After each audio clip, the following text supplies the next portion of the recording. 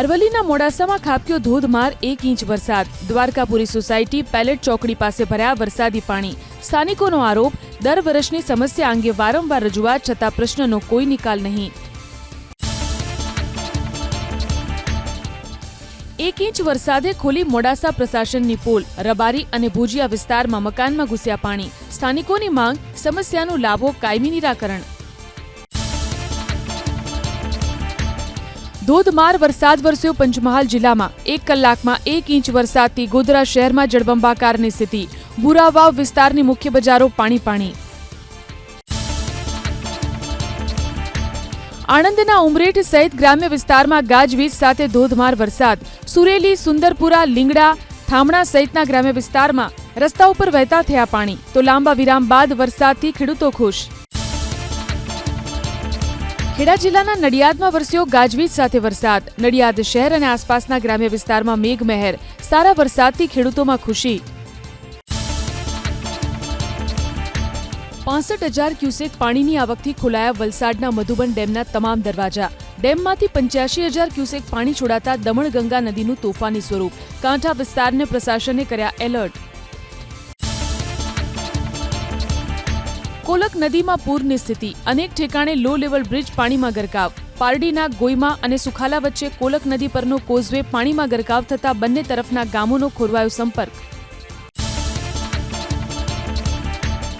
કાવેરી નદીના જળસ્તરમાં વધારો થતા નવસારીના બિલીમોરામાં અનેક વિસ્તારમાં ફરી વળ્યા પાણી. પાલિકાએ નાગરિકોને સુરક્ષિત સ્થળે ખસી જવાની કરી અપીલ. તો દેસરા વિસ્તારમાં પાણી ભરાવાની શરૂઆત થતા અટવાયા અનેક લોકો. ઉપરવાસમાં અનરાધાર વરસાદથી નવસારીની અંબિકા નદીની જળસપાટીમાં વધારો. બિલીમોરામાં બંદર વિસ્તારમાં જેટી પર ફરી વળ્યા પાણી. કાંઠા વિસ્તારના લોકોને સુરક્ષિત સ્થળે ખસવાની અપીલ.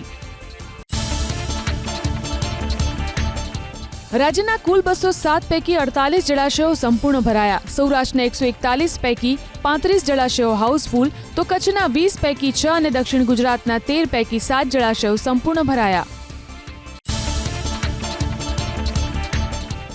રાજ્યના 206 પૈકી 79 જળાશયો હાઈ એલર્ટ અને વોર્નિંગ પર. 90%થી વધુ ભરાયેલા 57 જળાશયો હાઈ એલર્ટ, 80થી 90% ભરાયેલા 12 જળાશયો એલર્ટ, તો 70થી 80% ભરાયેલા 10 જળાશયો વોર્નિંગ પર. ચોમાસાની સિઝનનો રાજ્યમાં અત્યાર સુધીમાં વરસી ચૂક્યો છે 63.21% વરસાદ. સૌથી વધુ કચ્છમાં 86.47%, તો સૌરાષ્ટ્રમાં સિઝનનો અત્યાર સુધીમાં વરસી ચૂક્યો છે 74.46% વરસાદ. દક્ષિણ ગુજરાતમાં ચોમાસાની સિઝનનો અત્યાર સુધીમાં વરસી ચૂક્યો છે 73.92% વરસાદ, તો ઉત્તર ગુજરાતમાં 45.25% અને મધ્ય ગુજરાતમાં ચોમાસાની સિઝનનો અત્યાર સુધીમાં વરસી ચૂક્યો છે 44.68% વરસાદ. રાજ્યમાં હવે આસિસ્ટન્ટ સબ ઇન્સ્પેક્ટરની નહીં થાય સીધી ભરતી. બઢતી આપીને જ ભરવામાં આવશે ખાલી જગ્યા. ગૃહ વિભાગના પરિપત્રને રાજ્ય પોલીસ વડાએ મોકલ્યો તમામ પોલીસ અધિકારીને. આસિસ્ટન્ટ સબ ઇન્સ્પેક્ટરની સીધી ભરતી ન કરવાના સરકારના નિર્ણયનો કોંગ્રેસે કર્યો વિરોધ. પૂર્વ ધારાસભ્ય ગુલાબસિંહ રાજપૂતે નિર્ણયને ગણાવ્યો યુવાનોની મજાક સમાન. ભાજપના ઇશારે ગીર સોમનાથ જિલ્લા કલેક્ટર કામ કરતા હોવાના કોંગ્રેસ ધારાસભ્ય વિમલ ચુડાસમાના આરોપથી ખળભળાટ. ચુડાસમાનો દાવો, વિપક્ષના ધારાસભ્ય હોવાથી કલેક્ટર રાખે છે ભેદભાવ, તો કલેક્ટરનો હોદ્દો છોડી રાજકારણમાં જોડાવા પણ કલેક્ટરને આપી સલાહ. મનસુખ માંડવિયાને લખેલા પત્રમાં પૂર્વ મંત્રી જવાહર ચાવડાનો જોરદાર કટાક્ષ. કેન્દ્ર સરકાર પોરબંદર અને જૂનાગઢના નાગરિકો સાથે અન્યાય કરતી હોવાનો આરોપ. વેરાવળથી ગાંધીનગર જતા 305 રૂપિયા, જ્યારે પોરબંદરથી ગાંધીનગર જતા 290 રૂપિયા ટોલ ટેક્સ ભરવો પડતો હોવાનો ઉલ્લેખ. તો વિસ્તાર નવો હોવાને કારણે મનસુખ માંડવિયા પ્રશ્નોથી તદ્દન અજાણ હોવાનો પણ પત્રમાં દાવો. મહિલા પોલીસ કર્મચારીના અપમાનથી રાજનીતિ તેજ. ભાજપે કોંગ્રેસને ગણાવી મહિલા વિરોધી, તો કોંગ્રેસે ભાજપ પર લગાવ્યો જાસૂસીનો આરોપ. અમદાવાદ કોર્પોરેશનના લાંચિયા અધિકારી હર્ષદ ભોજક સામે કાર્યવાહી તેજ. વાડજ શાખામાં બેંક લોકરમાંથી મળ્યા 70 લાખની કિંમતના સોના ચાંદીના દાગીના. તો આ પહેલા લાંચિયાના શાસ્ત્રીનગર સ્થિત મકાનમાં સર્ચ દરમિયાન મળી હતી 75 લાખ રૂપિયાની રોકડ રકમ. રાજ્યમાં ચાંદીપુરા વાયરસનો તરખાટ યથાવત. અત્યાર સુધીમાં કુલ 156 શંકાસ્પદ કેસ, તો 57 દર્દીઓનો ચાંદીપુરાનો રિપોર્ટ આવ્યો પોઝિટિવ. જ્યારે 66 દર્દીઓના ચાંદીપુરા વાયરસે લીધા જીવ.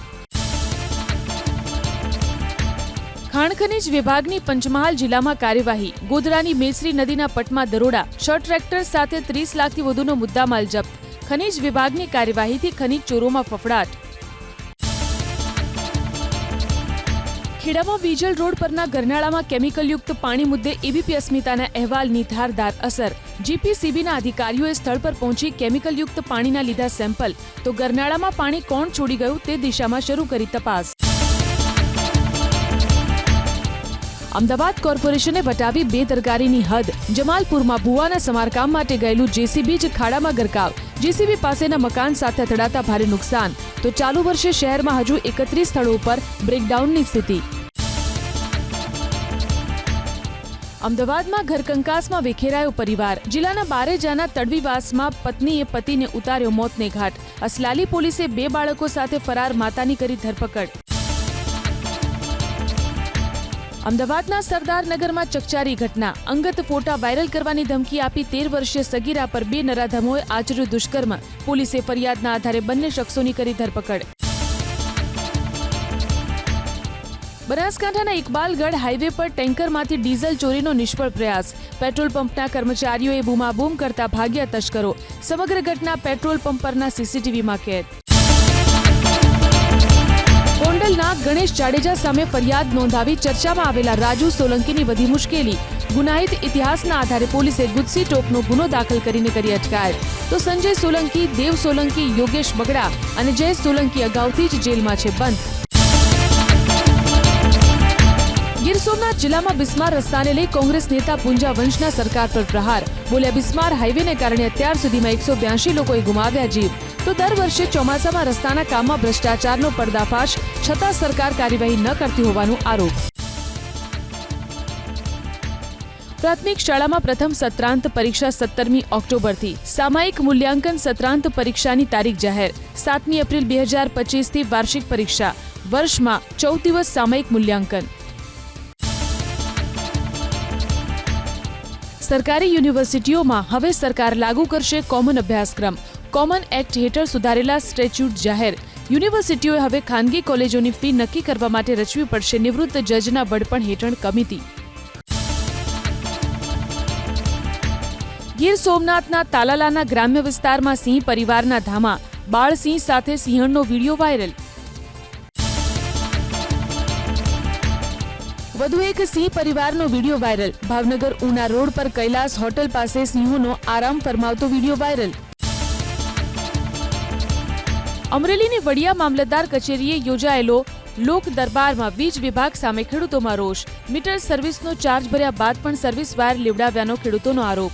તો સાંસદ અને ધારાસભ્યએ વીજ વિભાગના અધિકારીઓને ખખડાવી યોગ્ય કામગીરી કરવાની આપી સૂચના.